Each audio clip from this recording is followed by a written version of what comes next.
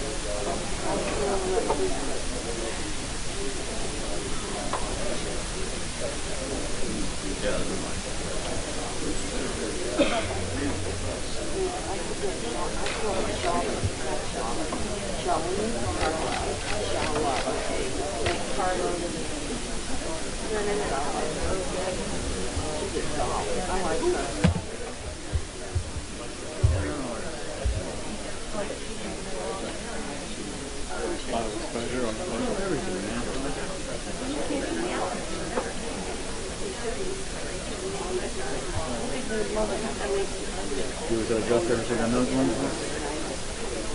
I used to, now I rely on the auto. Do you? Yeah. I have some eyes of it. You can't be trusted.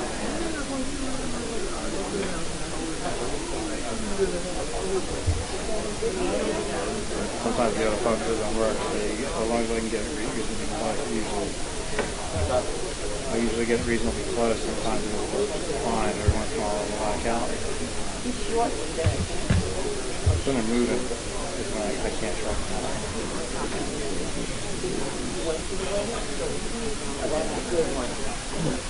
I don't even know. I think that's it.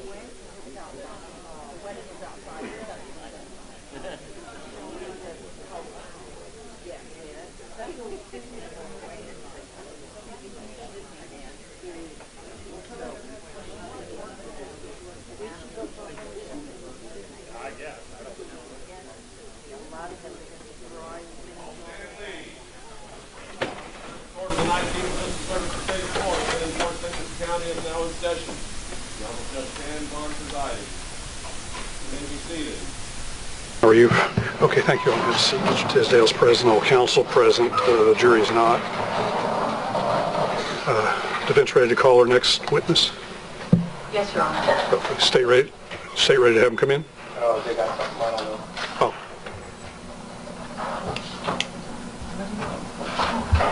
Oh, did you have something? We're ready for them to come in, Judge. I have my first witness. Just before we bring him in, it's been brought to my attention that Mr. Manship and Dr. Cunningham went to visit the defendant at jail last night for 3 hours. I don't care, I guess, but I'm somewhat concerned that if something occurred during that course of that, there would be some type of an interview upon which he's going to rely in the formation of opinions and testimony. We've got a real issue here. We have all prepared for his testimony as it relates to this future dangerousness assessment. You have refused, or excuse me, you have ruled that that did not entitle the state to an evaluation, and I stated my objection to that. I want to cite to the rules because I'm extremely concerned by this conduct. Apparently, this meeting went from about 9:30 to 12:30 in the morning. The continuing rules for disclosure under 3.220 relate to subsection D, B, sub 2, reports or statements of experts made in connection with a particular case, including results of physical and mental exams and tests. So if tests were conducted, if a clinical examination was conducted, that material or information needs to be disclosed to me, and for the record, it has not been. If he's going to change his opinions or supplement his opinions, I'm arguing that there's a discovery violation. I'm also, at this stage of the proceedings, if that's the case, I'm potentially going to ask for sanctions. So I guess I'd like some clarification, because if that happened, we're going into next week, I would imagine. I just don't see how we're ever going to be able to stay on track with what we talked about yesterday. Okay. Ms. Moran? Judge, pursuant to your ruling, there is a new report that we just got handed. We're getting copies made so we can disclose it to the state. There was a new report that was given to us by our expert, Dr. Cunningham. Pursuant to your ruling, Judge, where you said that we were presenting mental mitigation, you denied us the continuance, so we had to make sure that we covered all of our bases, and we did send our expert back out to explore all possible avenues that had now been opened pursuant to your ruling. So we are prepared to turn that over to the state, and certainly we do intend to use it. I believe your words to me, Judge, was that you were not going to stop me from presenting anything in mitigation, and I plan to present everything that we have available to us in this case.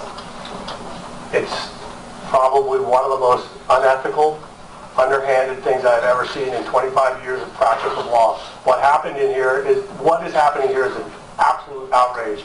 What happened was Cunningham sat here and watched the meltdown that occurred with Garbarino.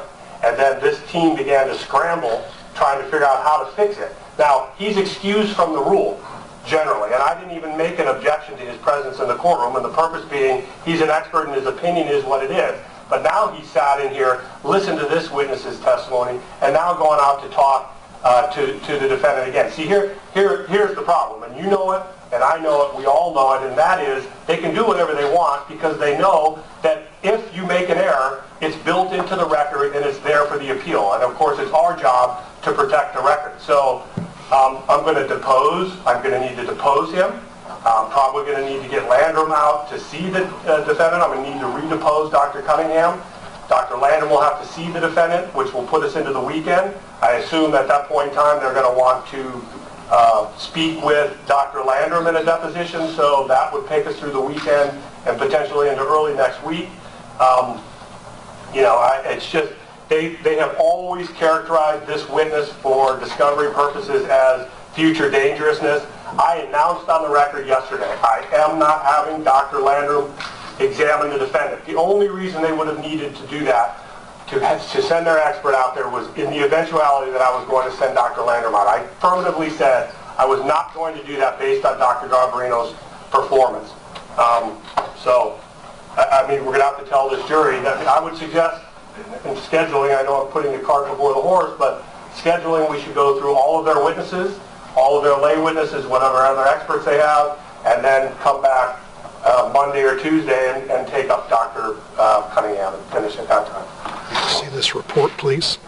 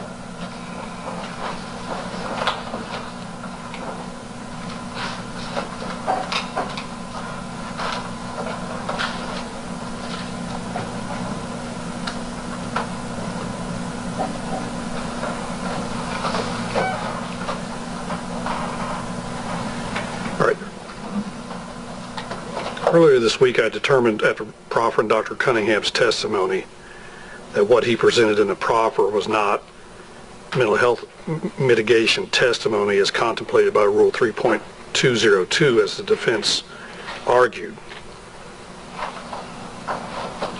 Now, am I understand the defense has had Dr. Cunningham examine or test or interview Mr. Tisdale last night to present mental health mitigation? Yes, Your Honor. When was this decision made to do this? Judge, when you denied the continuance that I asked for in order to prepare, because as I had previously told you, Your Honor, we had prepared our mitigation with concepts that certain information would be kept out, and upon your ruling, we had to change the strategy of our mitigation, and at that time the decision was made to expand the mitigation fully. The problem with that specious logic is that they had a developmental expert on the witness stand yesterday. That's what he was here for. And the problem is he didn't do too good. And so there's no change. I want the record to be clear. There's no change as a result of the court following the black letter law as it relates to the cross-examination of a witness. They cannot have possibly imagined I wasn't getting into those factors.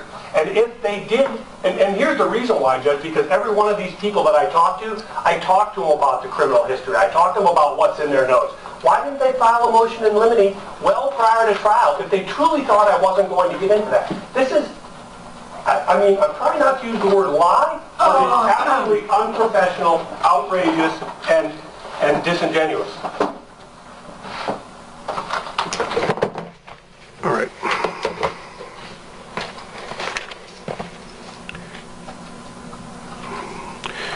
Does the defense have other witnesses they wish to call other than Dr. Cunningham? Yes, Your Honor, we do. Are y'all prepared to present those folks? Yes, Your Honor, we are. All right. Is the state ready to have the jury come in to hear those folks? Yes, and just for the record, I'm moving for sanctions and we can address that. We'll address all that, I promise, at the appropriate time. I don't want to keep this jury back there waiting. If we've got other folks we can present to them. And I would also move to exclude Dr. Cunningham from the courtroom for further proceedings in light of this latest development. Defense have any objection? No, Judge. I think his presence now would be subjected to the rule of sequestration. Is he, or is he here? No, he's not here, Judge. Where is he? I don't know, Judge, but he's not here. He wasn't planning on coming here until 10. We had other testimony. He had what? We had other witnesses we were calling, so... Well, advise him he's not to be in the courtroom. He's subject to the rule of sequestration. Yes, sir, we will make sure. Bring the jury in, please.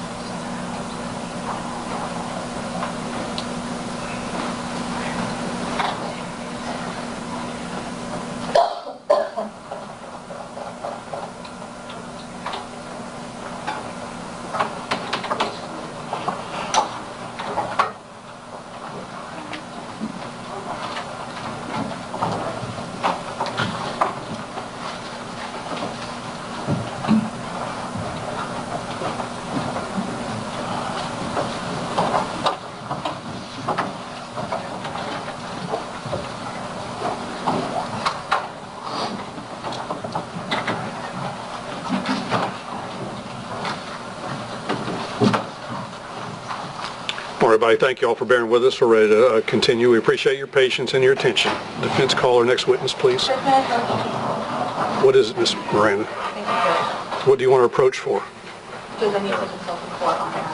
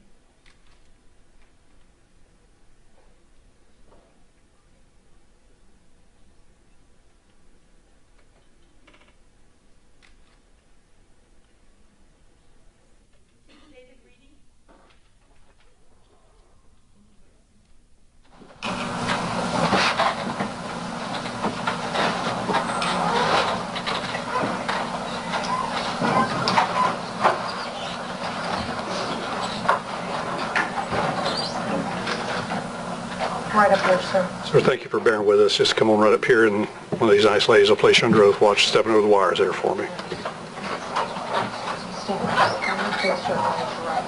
Do you swear upon the evidence you're about to give will be the truth, the whole truth, and nothing but the truth? Yes, I do. Sir, step right up to your left, please.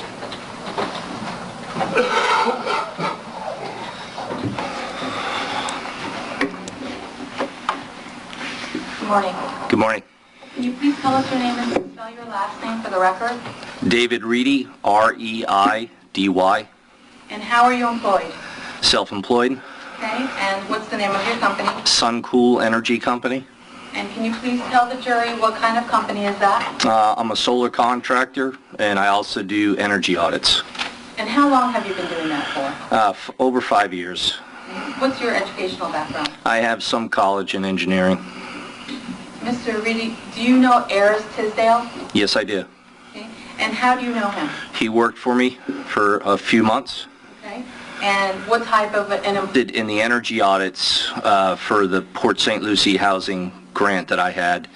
And what are energy audits? Energy audits is where you go into a home and you actually do some what's called performance testing, and you analyze the energy usage of a home and then offer solutions to lower it.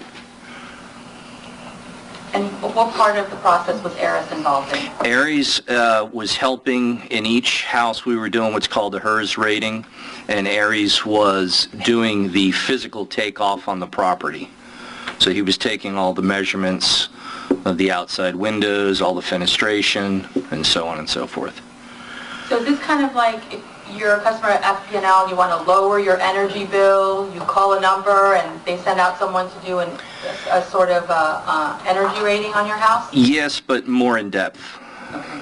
And it was part of a grant from the Department of Energy that was paying for it. Now, you say that Eriese only worked for you for about 6 months, is that I think it was 7 or 8. Okay. Yeah. And why did he stop working for you? Because the money for the grant expired and I no longer had that contract. Now, had the grant not expired, would you have kept him on as an employee? Yes, I would. And why is He was punctual. He never missed work. There's interaction with the homeowner, which of course from my perspective is important. He What was, do you mean by that? well, we're in people's homes. So you have to, more often, not 99% of the time, somebody is there. So it's important to be able to communicate and present yourself to a homeowner. And was he able to do that well? Yes, he was. Anything else about him that made him a very good employee for your company? He was a smart kid. Thank you. Okay. Mr. Eisenhower. Good morning, sir. Good morning. The defendant was focused when he worked for you. He was on task all the time, right? Yeah. We did an enormous amount of work in a short period of time. And he was always prompt. You never had a problem with him showing up late or anything like that? No, I didn't. And also, you showed him something once and he learned it. Yes. You were very impressed with his ability. I was. I'm being honest. I was. Sure. Yeah. You gave him a task and you only had to show him how to do it once, and from then on he did it the right way. Correct. Nothing further. Thank you, sir. Ms. Miranda, any redirect? Just briefly, Judge. Mr. Reedy, did it appear that Eriese enjoyed his work? Yeah. Yeah, I think he did. Thank you. Okay. Mr. Eisenhower, anything else?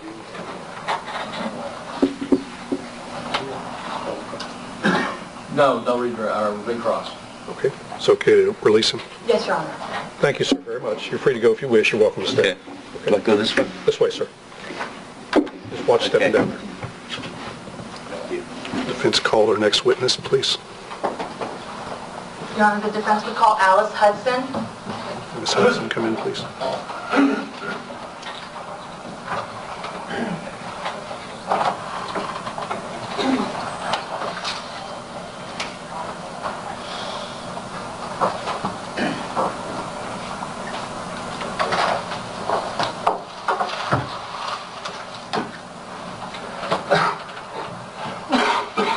Right up here, ma'am. Good morning, ma'am. Just you can come on up through the gate there. Just watch your step over those wires. Yes, Place you under oath, ma'am. Raise your right hand. Do you swear upon the evidence you're about to give will be the truth, the whole truth, and nothing but the truth? Yes. All right. Just step up there. Watch stepping in for me, please.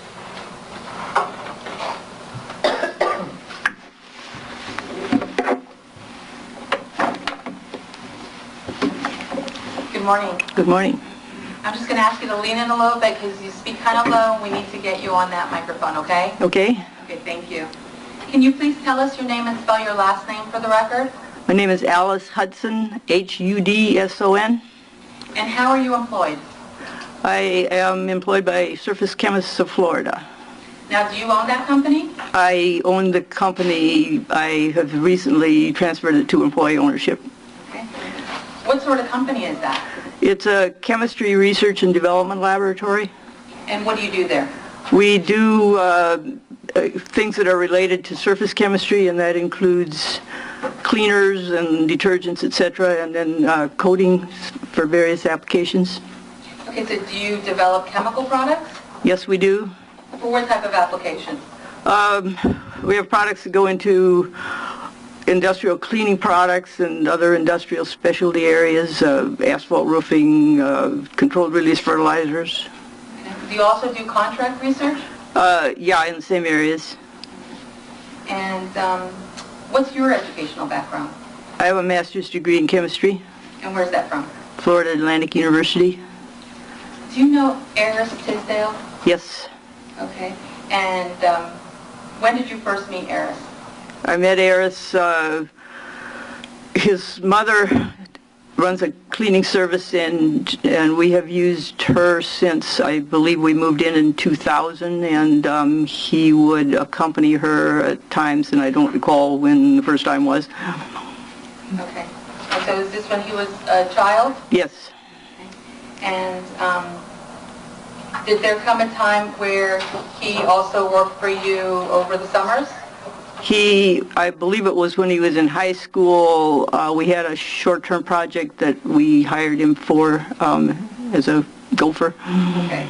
And then did there come a time later in July of 2012 that you hired him as a full-time employee? We hired him as a full-time employee in July 2012. Okay. And what were his job duties? He was a laboratory and engineering technician. He did laboratory work and worked on the larger scale projects, maintaining the equipment, etc. Okay. And did he have any other duties? No, I think that was it. Okay. And what type of employee was Eriese? Eriese, he tried very hard. He tried to do what he was told to do, but we didn't think he really engaged mentally to the extent that we needed for the job. Does that mean he didn't enjoy what he was doing? Probably not. You know, Yeah. it's kind of a nerdy thing, so you know, it's You mean probably. the chemistry of it? Yeah, right. It probably wasn't his thing. Okay. And so did there come a time when you let him go? Yes, we let him go. And was that January of 2013? Yes. Now, did you have any disciplinary problems with him? Very, very minor. Certainly he was polite. He was never abusive or threatening in any way. We would have issues with, and that related to the engagement thing, like listening to rap music on his earbuds and things like that really just aren't compatible with what we do. So there was a problem with him listening to the rap music on the earbuds? Yeah. Okay. Now, at the time, was your staff predominantly white? Our staff was predominantly white. We did have 2 black people, I believe, on the staff at the time. Including Eriese? 2 others. Okay. And was there any problem with him ever getting along with anyone on your staff? No, other than that the work was unsatisfactory. That was about it. Okay. Thank you. Just maintain your seat. Hang on just a second, ma'am. Oh, sure. Okay. Bear with us just a minute. Mr. Eisenhower. Good morning, ma'am. Good morning. your first contact with the defendant was when his mom would bring him when she worked the janitorial side of things. That's correct. Okay. And what times would she work when she came to work to do that work for you? My recollection is that it would have been after school, so that, it would have been late in the day as a rule. Sure. Yeah. So that she'd come in late in the day and do the cleanup, and she'd have him weather off. At times, yes. That's the president. Any redirect?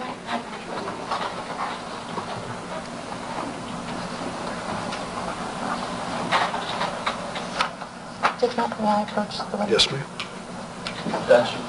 Can we approach on that? Yes.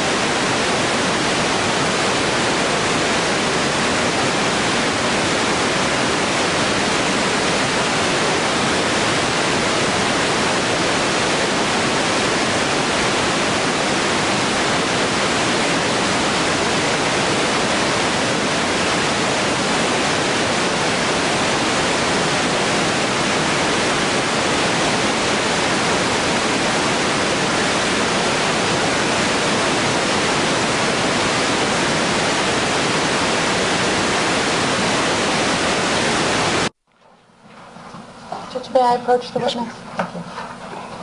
Thank you. Yes. Was there a time when you wrote a letter about Eriese? Yes, we were, I believe it was asked for, yeah, and we did so. Can you take a look at that? Is that the letter that you wrote? Yes, it is. Okay, and would you please read the letter to the jury? Okay.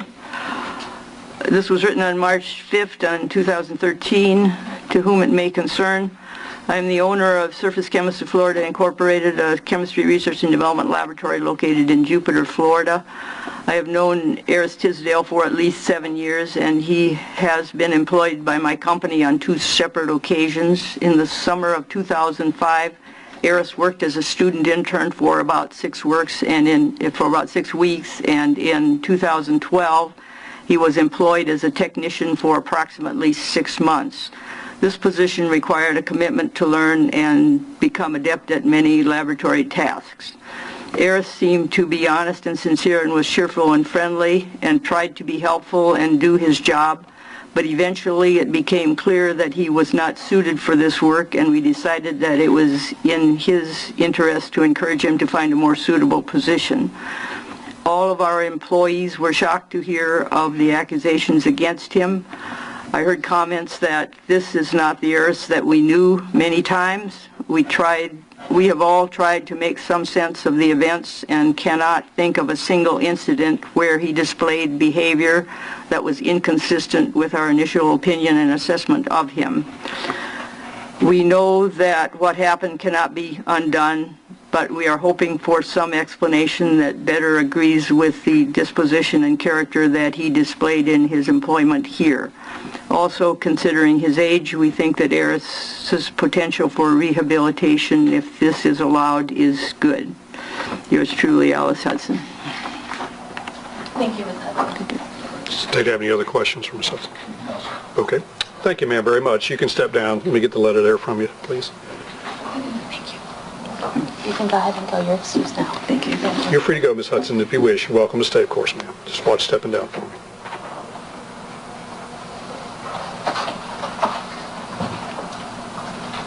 Vince, call our next witness, please. You guys call Ron McAndrew.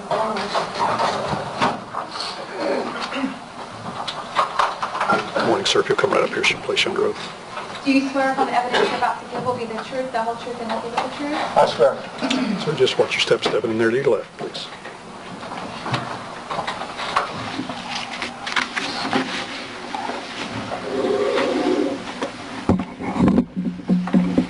Good morning. Morning, ma'am. Please state your name. Ronald D. McAndrew, McAndrew. And what is your title? I'm a prison and jail consultant. Okay. And can you tell us a little bit about what that is? I work various areas of prison and jail issues. It could be anything from something like why I'm here today, to a sexual harassment charge by a state employee against the state. It could be a rape case, rape of an inmate by an inmate, rape of a civilian employee by an inmate, or rape of an inmate by an employee. I've covered all of these areas. I've worked in better than half of the United States for the past 10 years.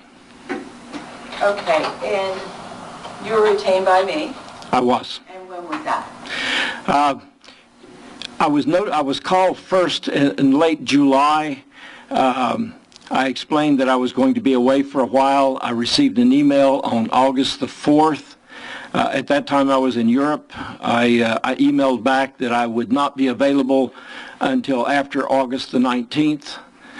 On August the 21st, we had a long conversation and arranged for me to go to the Martin County Jail to visit with Mr. Tisdale. Okay. On August 26th. Okay. In which you did conduct an interview? I did. Okay. And how long was that interview? 2 hours and 25 minutes.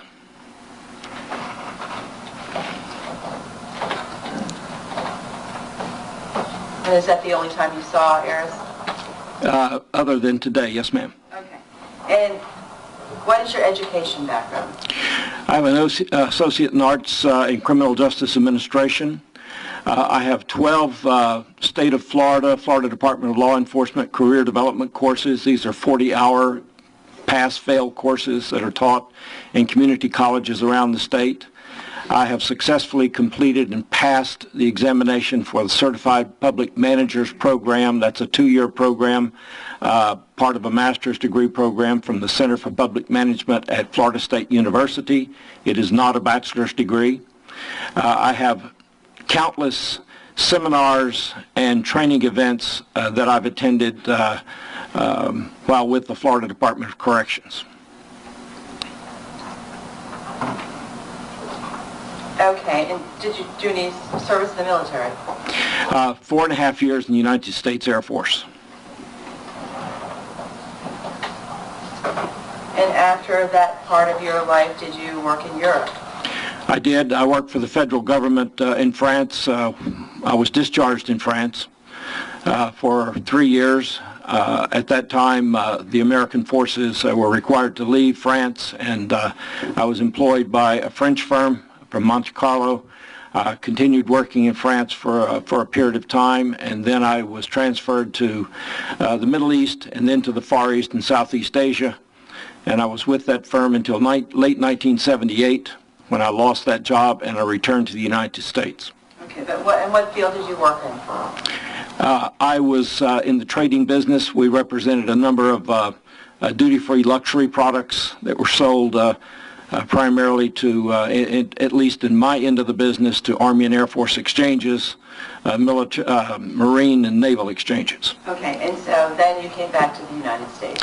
1978. Okay, and is that when you started your career in the Department of Corrections and jail? It was actually early 1979. I was employed by the Florida Department of Corrections at the lowest pay grade of a correctional officer recruit. I started out at Dade Correctional Institution down in Florida City. I worked my way up through all of the low-level ranks of correctional officer, sergeant, lieutenant, captain, investigator, inspector, major. I skipped over colonel. I was appointed to an assistant warden's position in 1988. Okay. So all those positions that you just described to us as the titles of them, are they all positions you held in which you were inside the prison system? Yes, ma'am. Okay. And did you have opportunity, how many years did you do that? Well, with the Florida Department of Corrections, 22 years, and with the Orange County Jail, almost a year. Have a total of 23 years in corrections. Okay. And in that 23 years, did you have opportunity to interact with inmates? Yes, very closely. In fact, I worked all of what I call the gut level positions of a correctional officer. I worked confinement. I worked every possible job a correctional officer can work inside of a prison at one time or another. Everything from a dormitory officer to a property officer, disciplinary investigator, you name it, and at one time or another I've done it. Okay, let's talk a little bit about that disciplinary officer. What does that entail? That's a sergeant level normally who investigates disciplinary reports that are filed against offenders. Okay, and are disciplinary reports something that occur frequently in the prison system? Round the clock. Okay, and can you just explain to us what exactly the kind of discipline that we're talking about that gets an actual reported on? Oh, there's a long range of disciplinary charges. There are about 50 different charges, as I remember. It's everything from failing to make your bed to fighting or possession of contraband, you name it. Things that you can do that are wrong, and things that you're required to do that you don't do. Okay. Like being asked to come to the door of your cell? Yes. Simple as that, too. Simple as that. Assault in the rec yard? Yes, ma'am. Okay, and then they get to be more serious, there are more serious ones, like you just said? Yes. Okay. And do they have an internal Department of Corrections disciplinary process to review people that get accused of internal wrongdoings?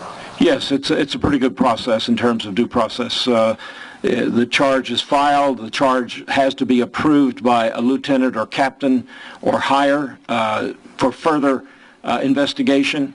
If it's approved by the shift supervisor, then it's passed to an investigator, as I just described, someone like a sergeant, possibly a lieutenant even, who would then go and interview the inmate that's being charged and ask if there are any witnesses.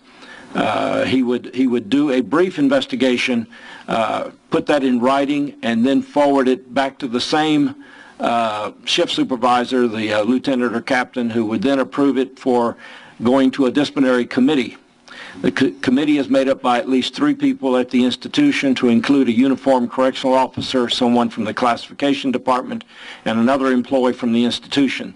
These 3 people then would have the inmate come before the committee. They would ask him to plead guilty or innocent, and based on his plea, they would read the investigation and the three of them would come to a decision on guilt or innocence. If he is found innocent, of course, the charges are dismissed. If he's found guilty, which is most often the case, he's going to be disciplined. And discipline could be anything from losing gain time, sometimes referred to as good time that inmates accumulate, to being sent to disciplinary confinement. In other words, taken from your regular cell and placed into a solitary confinement kind of situation where you're locked up 23 hours a day and you lose privileges. Okay, so there's a system within the system for bad behavior. Yes. Okay, and it is a structured environment. Yes, it is. When rules are broken, consequences result. Yes, ma'am. And as far as your explanation of basically a judge and jury, it's all people that work at the department, right? That's correct. There are no lawyers involved representing the inmates on either side? Not allowed. Okay.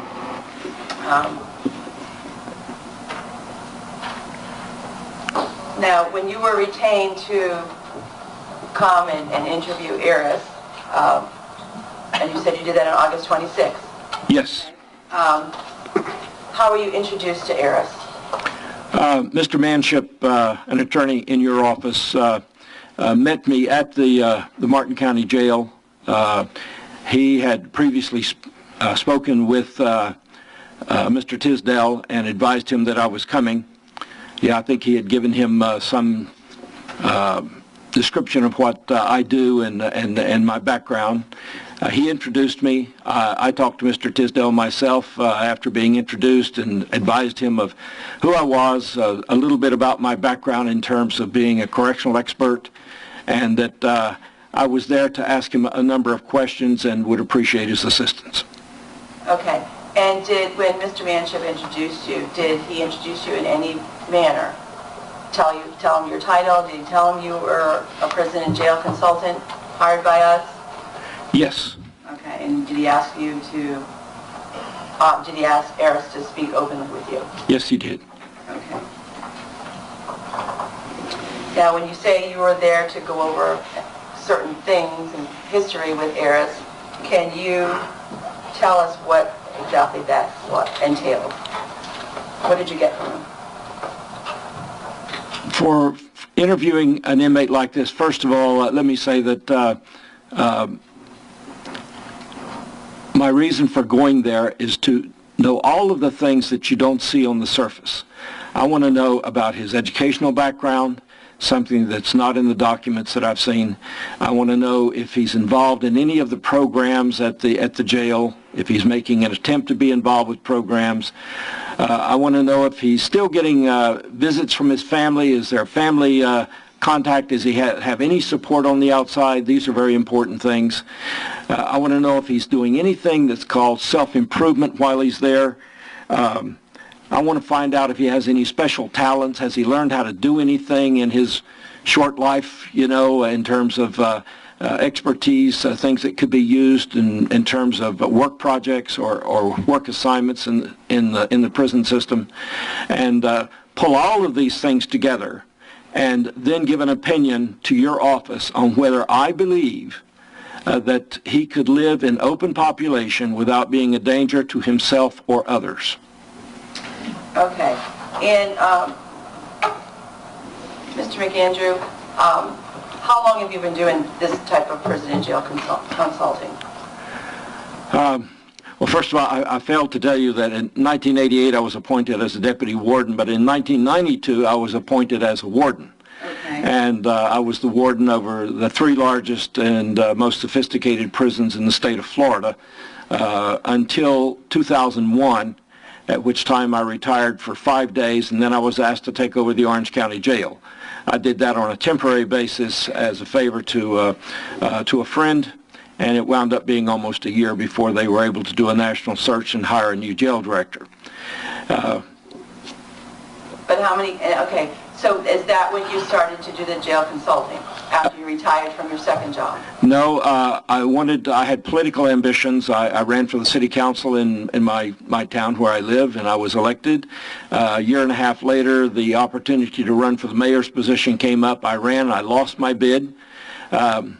And then a year later, in 2005, I was asked by a law firm to do some of the work like I'm here doing today. I explored that possibility.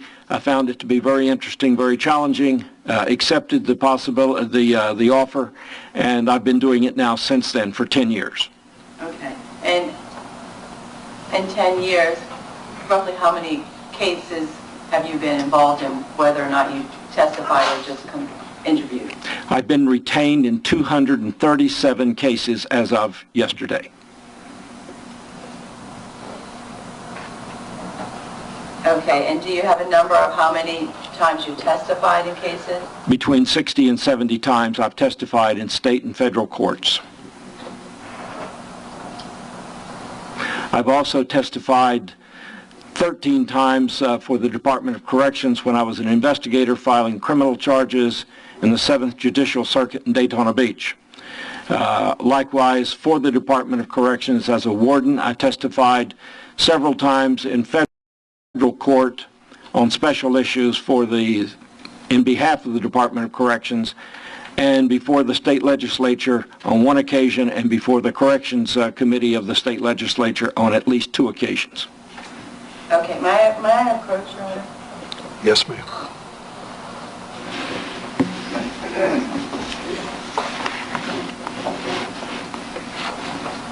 I want to show you it's marked Defense Exhibit 25. Do you recognize that, sir? I do. And how do you recognize it? It's my resume. Okay. Does it accurately reflect your work history and education?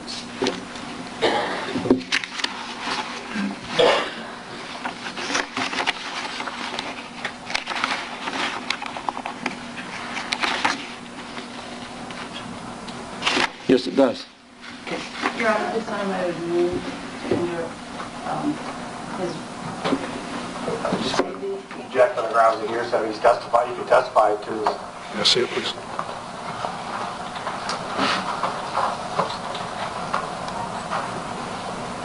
Just have him identify it and authenticate it. I'll admit it over state objection. Can you identify what this is? That's my resume. It's my CV. And you attest that everything in there is true and accurate? All 6 pages. Yes, ma'am. Your Honor, at this time I move. Any other objection from the state? No. I'll note the state's objection. Will overrule admit it as defense exhibit. What number is it? 25, Judge. 25 in evidence.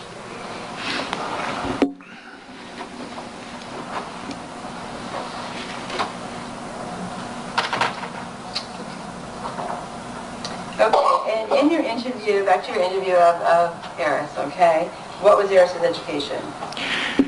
He had an associate in arts degree, something that I found very unusual. Normally, I've met thousands of inmates in my time, and I've met hundreds during this last 10-year process of working as a consultant.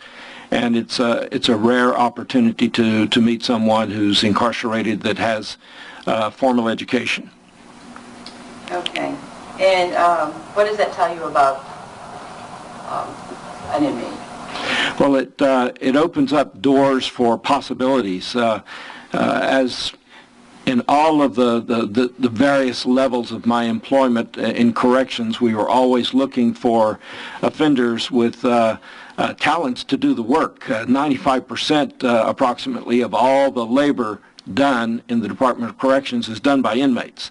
Inmates cook all of the food. Inmates serve all of the food. Inmates cut all the grass. They fix all the cars and the buses and the trucks, the lawnmowers. They do all the carpentry work, all the plumbing. They operate the wastewater treatment systems, They even repair the solar panels that they have at some institutions. The jobs are limitless for inmates, and of course you can hand a broom or a mop to most any inmate, but finding those that have special skills, especially those like Mr. Tisdale, who's very literate, you start looking at areas like literacy programs. The American Literacy Association or Foundation, perhaps, they certify inmates who do have such talents to teach other inmates that don't know how to read and write to read and write. It's a wonderful program that they have in the Department of Corrections for preparing men and women to come back and live next door to us as better citizens. Okay, and other than just his education accomplishments, what other things you concentrated on in the interview? He had a work history, and as there was earlier testimony, he had some good work history. He'd done some good things in the past in terms of jobs. In addition to what we heard about today, he worked in some fast food areas as a younger person. It showed that he had ambition and was eager to learn and work. Is that also in conjunction with your interview of him and his self-reporting to you about his work history? Without question. Okay. All right, go on and talk to us about other things about your review with Eriese as far as what you would have reviewed before you can make an opinion as to what you would do. It has been my experience in working very close with inmates that there are a number of things that affect their behavior while they're incarcerated. And one of the most important things for inmates that have good behavior is to have family support on the outside. If they are getting visits from family members, if they are getting letters, telephone calls, if they still have that contact with the family, they have something to look forward to. It's very important to an inmate. It causes an inmate to resist bad behavior because they don't want to lose that privilege of visitation, as it's referred to. And so this is something I always look for in an offender's incarceration. Okay, so did you review any disciplinary records of Eriese? I did. And what did you find? I found what I would expect to find on any inmate's file, some minor adjustment disciplines that were very minor. There was one disciplinary report of assault on an officer. I went into the details on that, read the details. It was a disciplinary report. I found it was a charge to me that should have never been charged. But the fact remains he was charged and he was disciplined for that. There were no injuries. He didn't hurt anybody. He brushed against an officer going past him to get to a door to leave a building to find a supervisor. I found that to be a charge that was handled as a disciplinary report, because had it been a real assault on an officer, it would have wound up in a courtroom like this, and certainly not as a disciplinary charge. Once again, it was handled in-house. It was handled in-house because it was minor. Okay. And it has to do with behavior while in the jail setting? Yes. Okay. And so you reviewed all of them, and was there many or far few between? Oh, just a few. Okay. And none of which caused any concern to you? None. And how did you find Eriese Tisdale would do in prison? I'm sorry, didn't hear. How did you find Eriese would do in prison? I found overall, looking at the programs that he's involved with, still, even though he doesn't have access to a lot of things that inmates at a county jail have, he's locked up 23 hours a day in a cell alone. He doesn't have the opportunity to go to church gatherings that they have at jails in the evening, faith-based events, that sort of thing. But he was still corresponding with the pastor of his church in West Palm Beach, the Christian Temple AME Church.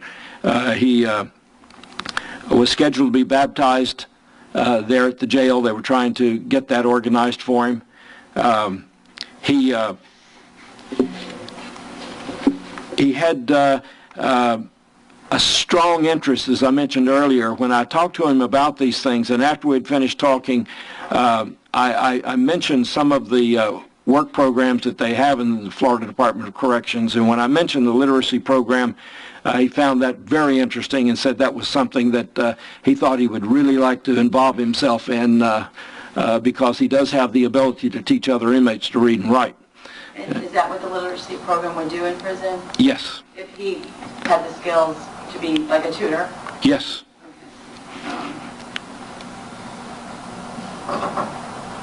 And what else did you find out about what he does in his spare time based on the literacy issue? I asked him that, and he said he reads everything he can get his hands on. They have what's called the book cart. It comes around. It has books on it, books that are donated to the jail, and he said he's read about everything on the cart. So he spends a lot of time reading, and like I say, he's restricted, so he doesn't have the outreach that he has is during visitation time, to correspond with people like his pastor, telephone calls occasionally to members of his family. He speaks to his cousin on a fairly regular basis. There's still a family connection with Mr. Tisdale. Okay, and what in prison is expected of inmates as far as hygiene and cleanliness in their cell? Well, this is something also that we discussed, and he said that he keeps in an immaculate cell, and inmates are required for very obvious reasons, for disease control and everything else, to not only keep themselves clean, but to keep their environment clean. Environmental health and safety is something that is taught to inmates, and they are required to do. Now, if that wasn't the fact, like he self-reported to you that he keeps his cell immaculate, and what was his appearance? Did he appear he had hygiene issues? He appeared very neat, very well groomed in terms of what he's offered to wear in a jail, but he was clean looking, and someone that was obviously practicing hygiene. Okay, and if that wasn't the case, would that be reflected in his record that you reviewed? It certainly would. So that's something that they address. They don't just let somebody be unruly and keep their cell in a horrible manner, right? That's not allowed. Okay.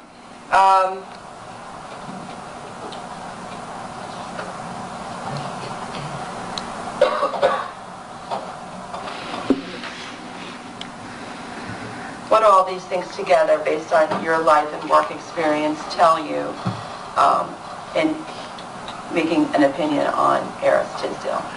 Reviewing his records and having that 2 hours and 25 minutes with him at the Martin County Jail, asking all the questions that I had and making my notes, it is my opinion that Mr. Tisdale could live in open population without being a danger to himself or others. And beyond that, I believe that he could offer up personal talents that would help the Department of Corrections in terms of the literacy program or any other area that they were assigned him to work. He would be an inmate that would be anxious to work and stay occupied. Do you feel that it would make him a positive contributor? Without question, yes. Okay, now, Mr. McAndrew, are you an abolitionist? I am. Okay, and what does that mean? It means that I was the warden of Florida State Prison. May we approach? Yes, sir.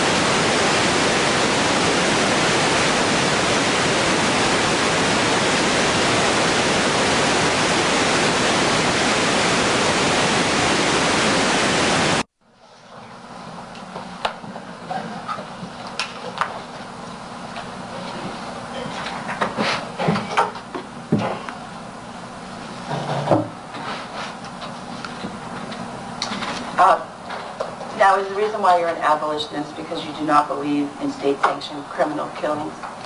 I do not believe in state-sanctioned ceremonial killings, no. Okay. Now, were you paid for your services here? I am being paid, yes. Okay. And you've been paid for your prior interview with Mr. Tisdale, correct? I have. Okay. And how many hours do you feel that you've clocked in on this case? Counting this trip and my previous trip down here, about between 20 and 25 hours. And what is your rate, sir? I charge $200 an hour. Normally, for pro bono cases and public defender offices, I offer a 25% discount. So it's $150. Okay, and do you charge a little bit differently for testimony and trial and deposition? $250 an hour, yes.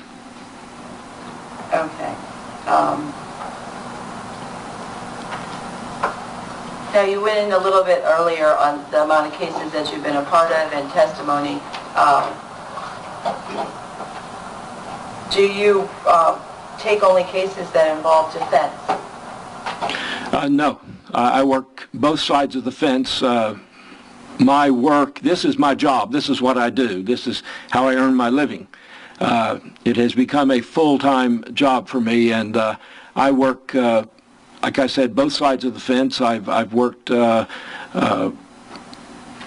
doing expert work for correctional officers, deputy sheriffs, civilian employees, for law firms representing these people, and for agencies such as the Fraternal Order of Police. I've been hired by them.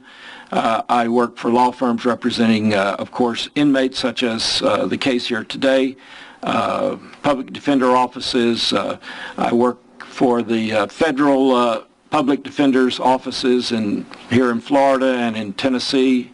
I work all over the country, and in fact as far away as Hawaii and Ireland. I have a case in Ireland. Okay, and do you ever turn down cases? On a regular basis. And what kind of cases do you turn down, sir? I turn down cases just like this today, on occasion. And why would you turn down a case like this? Well, when I first speak to attorneys like yourself about a case like this, I want to know, the very first thing is the inmate's disciplinary history, and there's a long line of discipline, or discipline that I would not normally see on most every inmate's file. And if, in fact, there is really bad discipline, and there's no interest in behaving or being involved with programs or being a positive person in any way in terms of being an inmate, then I don't want any part of it. Okay, and have you ever been retained or testified or been utilized in a case involving law enforcement? Yes. Well, 4 or 5 times at least, 6 times maybe. At the moment, I'm working a case for a federal public defender in Broward County. That federal public defender is representing a deputy sheriff that was fired from that county for alleged excessive use of force on an inmate. I have reviewed the material in that case and decided that that's a very good case for me. I do not see any excessive force, so therefore I am involved in that.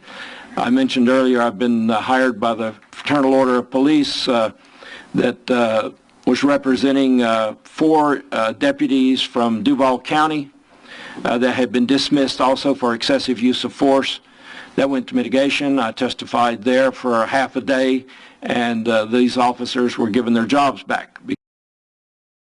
I'll overrule objection.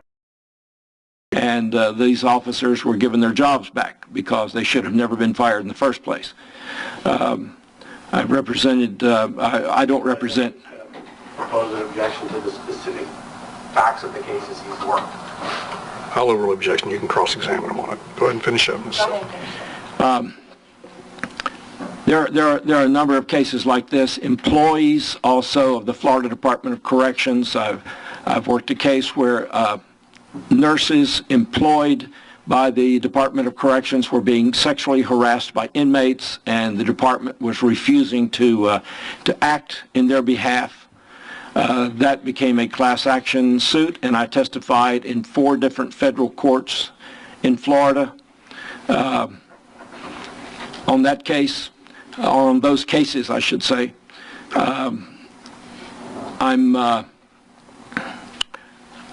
I worked for a law firm that was representing the heirs of a correctional officer that was murdered at a correctional institution in North Florida. A number of cases like that. Like I said, at least 6, maybe even more. Okay. But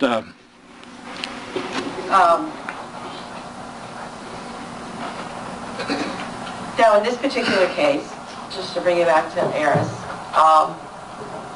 you know what he's charged with? I do. You know what he's convicted of? I do. Okay. Have you testified or been involved with cases involving capital? Many times. Okay. And did you get an opportunity to read the arrest affidavit in this case to get familiar with what he was charged with? I did. Okay. And based on what you're were hired to do, which was what? To review his jail records and to be able to give you an opinion on whether or not he could live in open population without being a danger to himself or others. Okay.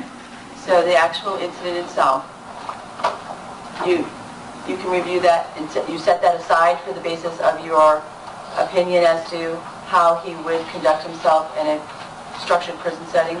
That's my entire focus because that's the only place my expertise will fit. Thank you. Back it over, Mr. Eisenhower. Sure, I'm curious to kind of pick up where Ms. Saldonia left off with you. Did you bring your deposition with you? I did. Okay, great. I spoke with you just October 6th, not, is that the right date? Yeah, October 6th, and we conducted your deposition. You remember that? I do. And I asked you on that day, what do you know about the case? You remember that? I do. And what did you tell me? I told you I had not read the arrest report. You hadn't read anything, right? Right. In fact, your knowledge about this case came from the media, is what you told me, right? That's not true, no. Okay, well, go ahead and look at your deposition, page 7, line 12, if that'll help refresh your recollection.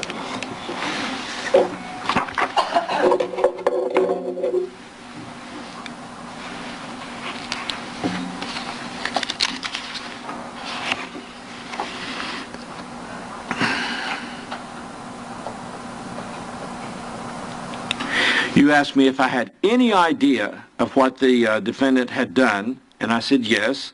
And you said, okay, what's your understanding of what he did? And I said, well, according to the media that I've seen, he has been convicted of first-degree murder and 3 other charges in the killing of a law enforcement officer. Right, so whatever information you had was from the media. That was my question. Yes, sir, at that time. Right, and so then I proceeded to say to you, don't you think it's important to know the facts and the circumstances that these folks know surrounding the murder? And your position was no, and as it is today, that's not important for what you do, right? That's correct. It's outside of my area of expertise. I'm not a law enforcement officer. I never have been. So I'm just curious, why did you read the arrest affidavit between the deposition and in court here today? Because you mentioned it during the deposition at least 8 or 10 times, and because of your insistence that I should have read it, I asked permission to read it. I did, and I still feel the same way. It does not apply to my expertise. It's way outside of what I've done in my lifetime. Do you remember me asking you during the course of the deposition if you could, again, on this topic that we're talking about, considering additional information, you said that you indicated to me that if it doesn't come from the defense, the people I'm, quote, working for, you can't review it or use it. You remember saying that? Yes, sir. These are the folks that have hired me. Right. All right, now let's talk about your interview with the defendant. So you spent 2 2 hours and 25 minutes with him, right? Yes, sir. And we talked about the introduction. Mr. Manship initially introduces you, and then I'm just curious because if you were to come into the defendant, meet with the defendant and say, my name is Ronald McAndrews and I'm a prison consultant, he's not going to know what that means. So I just want to kind of understand how you describe what you do to him before the interview starts so that he, or do for him as part of his team. Well, I don't do anything for him, sir. Like I say, I work for the Public Defender's Office, and that's Right. the group that I do things for. Right. So I just, tell me what you say to him. I'm here to figure out what? Well, I cannot tell you verbatim of what I said that day. I can give you a generalization of how the initial conversation went, if you'd like, but it's certainly not verbatim because I didn't write it down word for word. You don't do it the same way every time you go in to interview an inmate? Pretty much, yes. Okay. So, tell us. I always ask the group that has hired me to meet me at the jail and introduce me. I found that creates a comfort zone, so to speak, for the offender that I'm interviewing. It assures that person that I am who I'm describing myself to be, and that I'm not there to ask him any trick questions or to involve myself in his charges, that I'm simply there to gather information that will help me develop my opinion that I am going to give to the Public Defender's Office. Right. Sir, I'm just trying to get direct, but do you say to him, I'm here to talk to you about your background and your circumstances and your prison or jail experiences in an effort to determine what kind of an inmate you might be? That's what I'm asking. No, I don't do that. During the course of your 2 hour or 2.25 hour interview with the defendant, you never asked him about his feelings about law enforcement either, did you? No. No, that's outside of my area of expertise as well. But just to be clear, you knew from the media account that he had murdered a law enforcement officer, right? According to the media, yes. According to these folks. I don't understand that. You indicated you saw from the media account that he had been convicted of murder, correct? Yes, and I was also advised of this, of course, by the Public Defender's Office. Just to be clear, that when you go into prison or into a jail, you're surrounded by law enforcement officers, right? The people who control your comings and goings are law enforcement officers. They may not be sworn, but they're law enforcement, right? That's right. Now, during your interview, you got your notes there with you? I do. Okay, great. During the course of your interview, did you talk with him about how many times he had been incarcerated, that is in a jail setting, through the course of his life? Yes. And can you tell the ladies in the jury how many times that was? No, I can't. Okay, we'll take a look at your notes if it'll help you. I don't know if I made a notation on that because we didn't discuss that during the deposition. Well, did you make, I'm talking about your notes with him. That's what 3 or 4 times he told me that he had been arrested prior to age 18 for possession of drugs, violation of probation, and not having a driver's license. I did make a notation of that. Right. And then, I'm going to jump forward, but we're going to come back to that. The records you reviewed, his disciplinary records, or whatever you would call them, classification records, are from 2 sources, right? Yes, sir. From the Martin County Jail where he's now, correct? Correct. And from a jail stint he did here in St. Lucie County, in our jail in St. Lucie County, right? Yes, sir. Okay, so if my math is correct, and he's previously been incarcerated a 3rd and a 4th time, where was that? I don't know exactly where that was. Well, you talked to him, didn't you say, the whole point is to figure out how he performs in jail, so I assume if he says I've been incarcerated 3 or 4 times, you're going to say, okay, tell me about the first one, and where was that? Did you do that? Of course I did not say where, because the where was of no significance. It was the what that was of significance, and what happened, but where it happened was of no significance to me. Really? Well, where do the records come from? In this case, it came from my notes and interviewing the offender, and they came from the Public Defender's Office. I'm sorry, I'm not being clear, but where do the classification records come from? From the county jails. Right. And so if he was in jail in Palm Beach County on 2 prior occasions, because you mentioned the VOP, and that's going to be one of his charges down in Palm Beach County that he was in jail for, and then a second case subsequent to that he was in jail for, I think, about 9 months. Did you look at those records? No, sir. You didn't? No. Okay. Well, I got to assume you talked to him about what happened down there, right? Because you're trying to develop a full, rich history of his performance in jail, right? Yes, sir. Okay. But you have no clue about what the records from Palm Beach County said. His juvenile records, no, sir. No. This is the adult county jail for felony convictions. 2 separate cases. Did you look at those records, not juvenile? No. Objection, Your Honor. Can we reverse? Yes.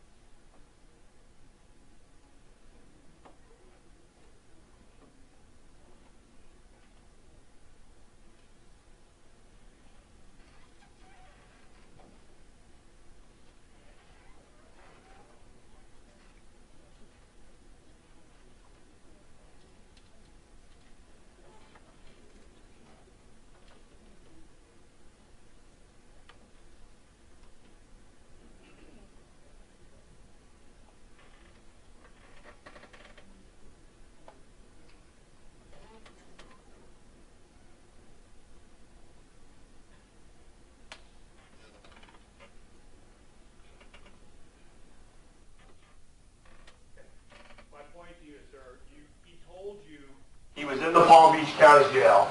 You did not review any records from the Palm Beach County Jail, correct? No. Okay, and so what I'm getting at is, did you talk to him about his behavior in the Palm Beach County Jail, whether or not he had any problems? Did he indicate to you that he had issues in that jail as well, or not?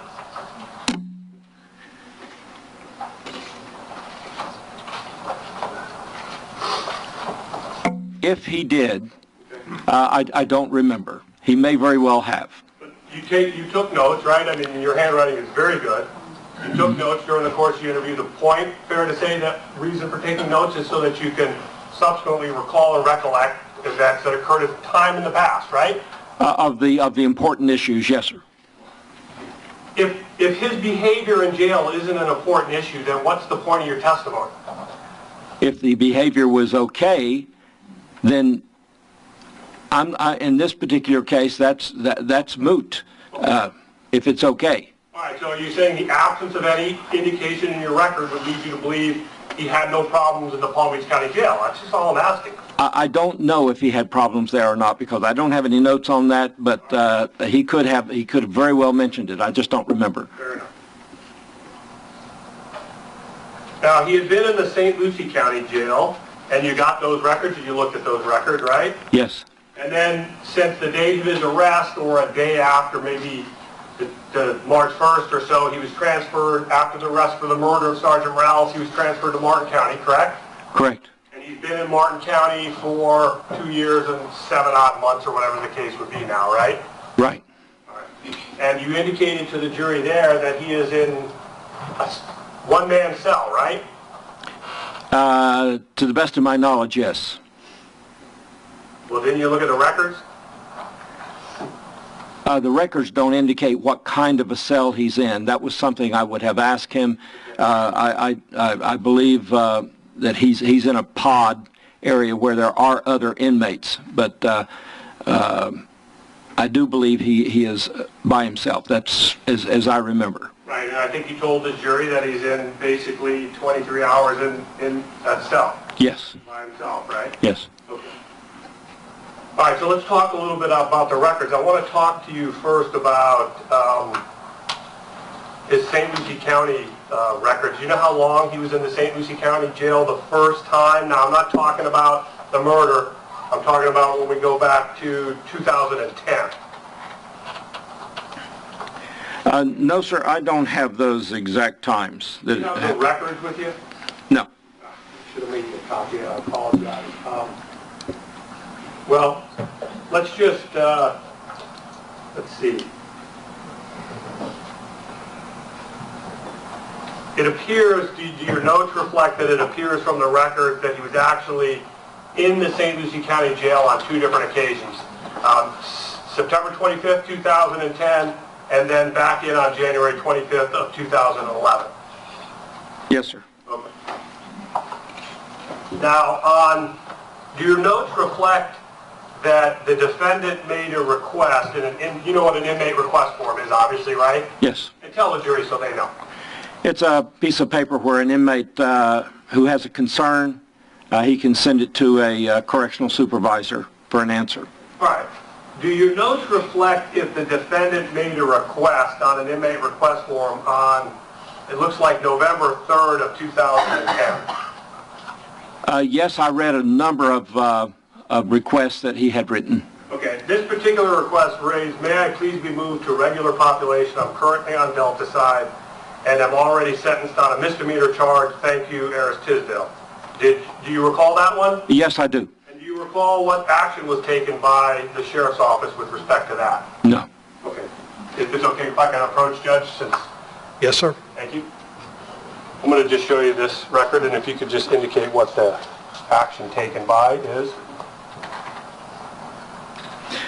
Due to your recent behavior issues, we are not able to put you in general population. Your classification can be viewed in 45 days. Okay. So there's obviously, we don't know the extent, there's some issue that is they're saying he can't be moved, correct? He can't get what he wants, is what I'm saying. Yes.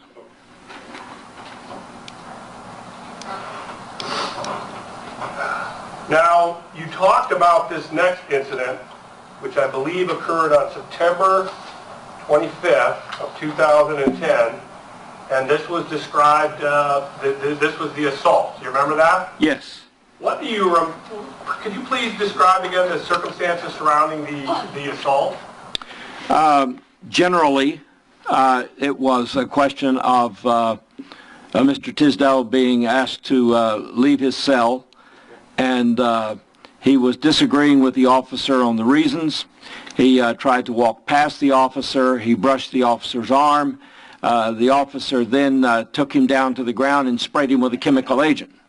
He then handcuffed him in front, as opposed to the required position, and charged him with a disciplinary report as opposed to an outside courtroom charge. Right. Certainly you don't mean to suggest that every bit of criminal activity that occurred in all your years in the Department of Corrections was referred to the prosecuting authority for prosecution, right? All the serious, if it's an assault on an officer, yes sir, it went outside. How you just described this incident, you would agree, is not even close to how you described it to the jury during the course of your direct examination. You said he got unruly and he brushed by the officer and that was the assault, right? Yes. He actually ended up on the ground with the officer struggling, correct? Yes. Okay, and you also told him there was, and you know, we'll get into the detail, but you said no injury to the officer, didn't you? Isn't that your sworn testimony? Well, it was a little scratch, I think. There were no serious injuries, I think is how I worded that. Okay. It was certainly a very minor use of force that should not have been a use of force. Okay. My question to you is, when you initially characterized the end result of this, you said no injury. There was in fact a small cut to the officer's chin, correct? According to the officer, yes. According to the record, you mean? According to the officer's report, yes. How did he describe that incident to you? As I just described it. Okay, so the first description you gave to this jury was how he described it. He certainly did take him to the floor, and he did spray him with chemical agents. Okay, so now he's been in the Martin County Jail. Let's move to I don't remember the date in which he was initially sent to the county jail, but again, you've had an opportunity to review his records from the Martin County Jail, right? That is how he kept his cell and what if he'd been in any trouble or any problems he's had while at the jail, right? Yes.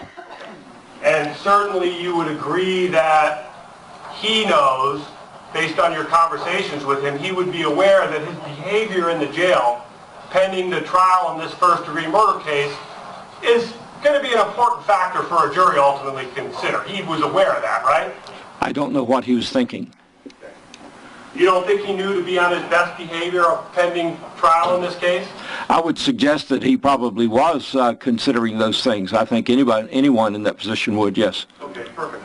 And you indicated to this jury that his problems at the Martin County Jail were just, I used a term I can't remember, but he was just getting acclimated to his environment. I don't remember how you described it. Do you remember what I was saying? Adjusting, yes, sir. Yeah, adjusting.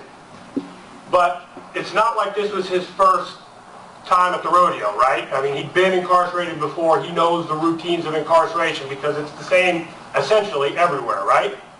It's basically the same, yes. Well, he had some problems there too, didn't he? Some minor problems, yes. Okay. And again, now, I think we've established, you and I, for the jury, that he was in a one-man cell. He wasn't out in general population. He didn't have the freedoms of an inmate in general population, right? Right. Okay. So let's talk about October 4th, 2013. Minor incident where there was an issue regarding him being on the telephone. Do you remember that? Yes. Okay. What was that? I think it was three-way calling, something that's not authorized. It's something that it's a standard disciplinary charge. Inmates do this a lot, and it happens. So when you find them doing it, you charge them. It's simple. That's not the. I didn't even see that one. That's not the one I'm talking about. I'm talking about one that occurred on October 4th, 2013. When he was told to get off the phone and he hadn't finished his conversation, and he was charged. I don't remember the details, but it was a telephone violation. I remember that much. Does this sound familiar? Inmate was given a personal call from, and then it gives 1842 to 1923. When ordered to end the phone call, he became argumentative, demanded to speak with a supervisor. Inmate stated to Deputy Padgick and myself, "You have me fucked up. I have 1 hour for this phone call, so do what you need to do." And then when additional security staff arrived, he decided to end his call. Does that sound like it? Yes, and that was a good thing to do. Right, not a major deal, but a clear confrontation he's having with a deputy sheriff there at the jail, right? Something you're going to hear all day long in most jails around this country, yes, sir. And then trying to just stay a little chronologically, do you remember an incident that occurred December 19th of 2013 regarding the cell door? You're kicking the door. Right. Yeah, I think you said that to this jury. You mentioned that. You're kicking the cell door. I think it probably happens a lot, right? All the time. And what happened when he kicked the cell door? What happened with regard to that? He was given a disciplinary report. Okay. But is that all he did was kick the cell door, to your recollection?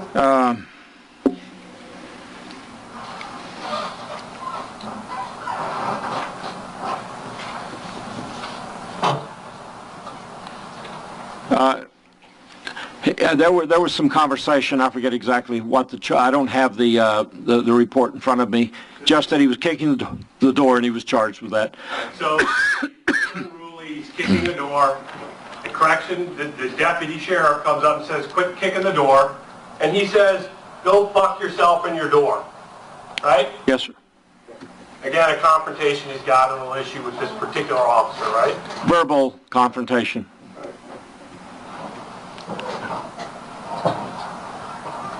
Then do you remember an incident that occurred on May 31st, again as we get further into his period of incarceration, May 31st, 2014, where he's interfering with a correction deputy sheriff's investigation. Remember that one? Yes, vaguely. Okay, what's your recollection of that? I don't remember the details of that. Okay. You recall that the deputy was at another cell door conducting an investigation, and the defendant was yelling or interrupting and talking over him so he couldn't conduct his investigation, interfering with that investigation? Yes. Just basically being unruly. Yes. And again, this is when he's waiting trial in a first-degree murder case of a law enforcement officer, right? Yes, sir. Did you talk to him about that at all? Yeah, we talked about them in detail at the time, and what was his take on it? his take was at the end he said that it's been a long process for me. He said it's been hard. He said learning that the rules are there for a reason, and he said I've had my little issues over time, but he said I've arrived at a point where I know that what's required of me, and that's what they're getting, and I'm seeing good results from it. And this is when he's talking to you, a fellow who's been introduced by his defense attorneys, who's going to come in and potentially talk to a jury about he doesn't know what. But obviously, because you're talking about his incarceration, something about that. Correct. Okay, so with that in mind, then, as we get closer to the trial in this case, May 16th of 2015, he had another incident, didn't he? You remember that one? No. Okay. Do you remember he's written up because the inmate was ordered, I guess 5 times, I'm sorry, I didn't bring my, 5 times to come to his cell door in order to have his hand restraints applied. That sounds kind of similar to the St. Lucie County one, doesn't it? Yes, and okay. And the inmate refused all orders. He refused all orders given. The cell door was open and given orders to sit on the bunk, and the defendants displayed bad attitude and disrespect towards the officers. Not a big deal, but again, conflict with the corrections deputies, correct? yeah, well, among the inmate population, they refer to things like that as speeding ticket. Okay, fair enough. Fair enough. Then, just basically to kind of get to the conclusion here, on August 6th of 2015, a committee reviewed the defendant's confinement status. Do you remember that? Yes, sir. What does that, tell them what that means. It means they review the overall status of the inmate, how long he's been in confinement, what his behavior pattern has been like, and because then, depending on how he's behaving or performing, they may change his status, right? no. No? No, not for someone who has the charges that he has and facing a trial like he's facing today. Well, if that's the case, why do you do a confinement status? Because it's required by policy. Okay. And so when they say, we, the committee, recommend he remain in special status, dressed in red and white striped uniform, and that he should be handcuffed and escorted by 2 deputies whenever outside the cell, and leg restraints and belly chains should be used whenever transported outside the housing unit. That's just Standard policy. Standard policy.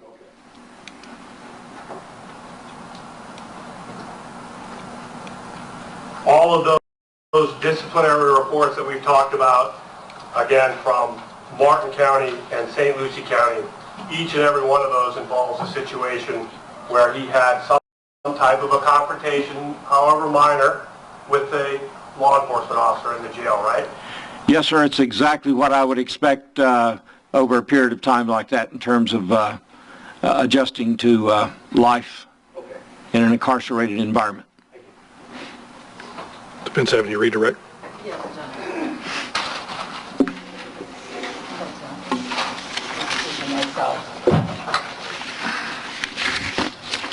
Mr. McAndrew, Yes, ma'am. few follow-up questions for you. Okay, so now, Eriese is not in general population because of bad behavior in the jail, correct? Say the question again. He's not in general population while he's at Martin County, right? He's not. Waiting trial. Waiting trial. But it's not because of bad behavior he's done in the jail. Oh, no, it's policy that he be held the way he's being held. Okay. And can you tell us what the difference is between a corrective consult and a disciplinary report? One's a parking ticket, the other one's a speeding ticket in terms of inmate jargon. A corrective consultation means I've just talked to the inmate about, hey, you know, you didn't make your bed well enough today. You need to tuck in the corners a little bit better. I've asked you that twice, so here's a CC. Okay. And in your experience working in corrections over 23 years, is there a prison adjustment scale where they come in one way and they adjust as time goes on? It's a rare moment when someone comes into the system and adjusts immediately. There's always a process of learning, stumbling and falling and not doing the correct things and mouthing off to people who are ordering you around because you're given orders around the clock. There's no such thing as a day off when you're incarcerated. Sundays you don't sleep in and read the newspaper.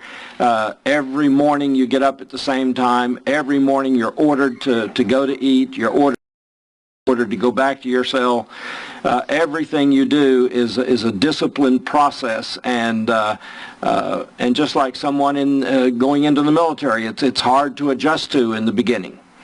Okay, and in a 2.5-year period of time, would you expect an inmate to have perfect days every day? Of course not. In your experience, life experience in the prison system, would that be even normal? No. Now, talk a little bit about what you were asked to do here today in testifying about prison adjustment. You requested, for the purposes of making your opinion, all jail records. I did. In regards to disciplinary reports, correct? Yes, ma'am. Okay. Now, if there were no disciplinary reports, there would be no records, correct? Correct. And so you based your opinion on what you believe the defense had to give you? Yes, ma'am. Okay. As far as interaction with correction officers, it was described as Eriese in the position that he's in. He's always double shackled, arms, legs, belly. How was he brought to you when you interviewed him? With corrections, how many officers? One officer. Okay. And in the confines of where you saw him, it's not in the pod? No, ma'am. Okay. Does he still have interaction with corrections officers all throughout the day? Oh, yes. And if he was disrespecting and having issues with corrections officers over the last 2.5 years, would that be reflected in his disciplinary reports, if there were any? I should hope so, yes. Okay.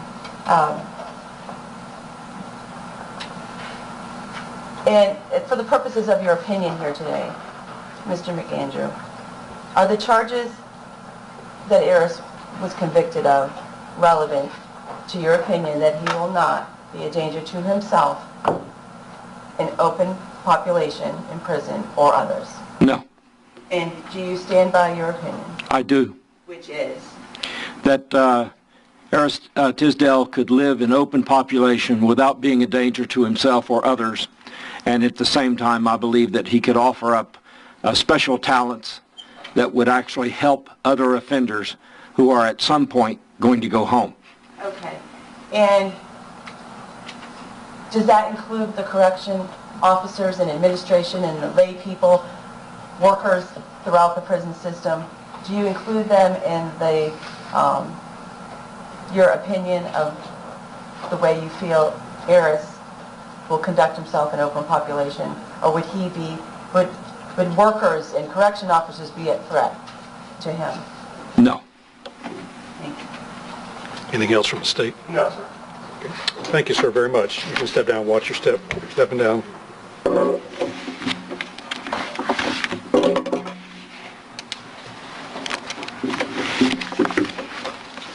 very much. Just want to step down. Would you all call your next witness, please? We have just a minute, check. Yes, ma'am.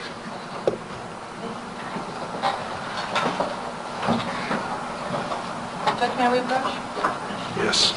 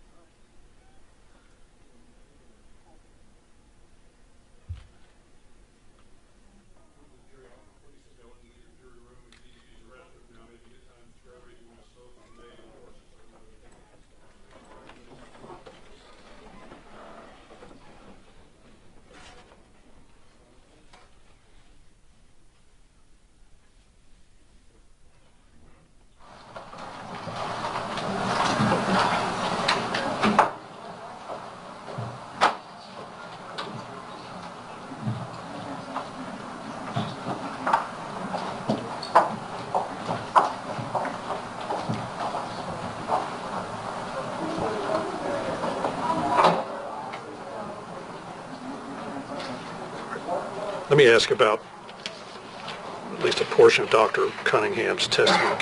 Can the defense at least present the proffered testimony we went through and hold off on the mental mitigation? I apologize, Your Honor, What I asked was, can you all present Dr. Cunningham's proffered testimony that we spent 3 hours going through the other day and stop at the point we get to the mental mitigation testimony? Yes, sir. Is the state all right with that procedure? Let him present what we proffered the other day and then stop and decide what to do on this other issue? Well, whatever the court's pleasure, I guess it doesn't make a lot of sense for me. I mean, I wouldn't begin a call. I mean, we would just stop for the day. What I'm trying to do is get as much done to the jury before we have to stop, and I break the news to them that they may be here longer than we had told them. But I don't want to waste. Right. We could at least, y'all know what, both sides know what the proffered testimony was. Right. Can we not at least present that? I'm not requesting you cross-examine him until he's finished in total. But can we at least present that to him? Yeah, I mean, I guess the first thing we should do is make sure we're exhausted all other witnesses. And once we've gotten to that point, then, yeah, so we would do